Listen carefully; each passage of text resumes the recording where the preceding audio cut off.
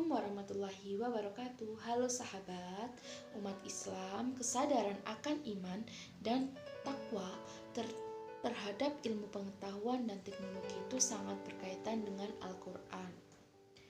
Seperti tentang kehidupan dan alam semesta yang diciptakannya. Ada makhluk kecil yang unik jika kita perhatikan secara seksama. Makhluk ini tergolong jenis serangga dan memberi banyak manfaat bagi manusia, yaitu lebah. Nah, saat ini banyak obat-obatan herbal yang menggunakan bahan baku madu. Selain itu, madu dapat dikonsumsi secara langsung untuk menjaga stamina tubuh. Ternyata, tidak hanya madu saja yang bermanfaat dan dapat dipetik hikmahnya dari binatang lebah ini.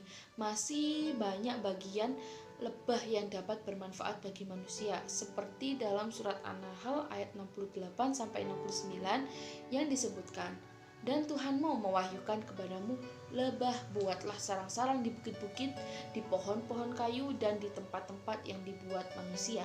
Kemudian makanlah dari tiap-tiap macam buah-buahan dan tempuhlah jalan Tuhanmu yang telah dimudahkan bagimu. Nah, dari perut lebah itu keluar minuman madu yang bermacam-macam variasinya. Di dalamnya terdapat obat yang menyembuhkan bagi manusia.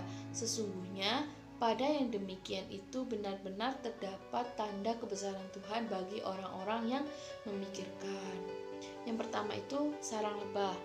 Jadi kita sudah mengetahui tentang sarang lebah dengan mengetahui bentuknya yang heksagonal itu bisa meningkatkan ketakwaan dan rasa syukur kita kepada Allah Subhanahu wa taala karena tidak ada putusnya, saling menyambung.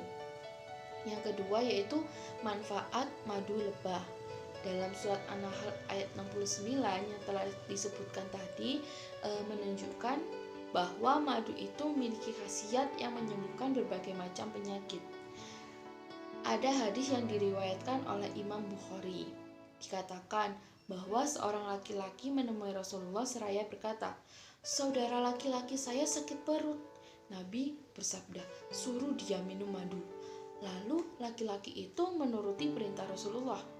Laki-laki tersebut datang lagi ke dua kalinya.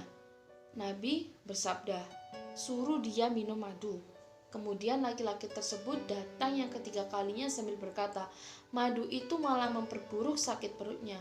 Rasulullah pun bersabda, "Maha benar Allah dan perut saudaramu lah yang menolak."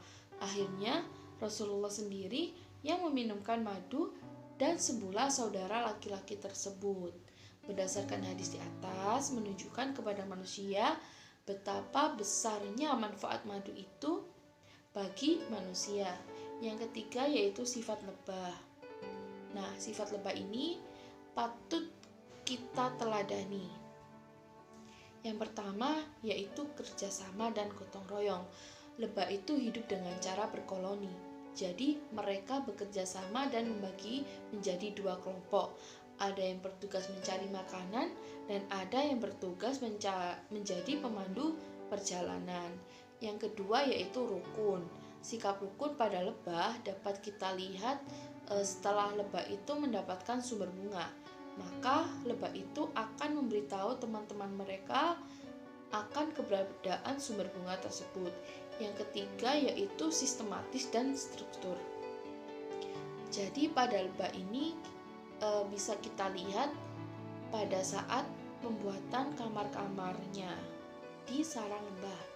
Nah, jadi setelah melihat fenomena di atas menunjukkan bahwa Allah itu tidak menyanyiakan makhluk yang diciptakannya. Semua fakta yang ada pada lebah tersebut hendaklah kita tafakuri dan penuh hikmah dan takjub atas kebesaran Allah Subhanahu wa taala. Sekian, semoga bermanfaat. Wassalamualaikum warahmatullahi wabarakatuh.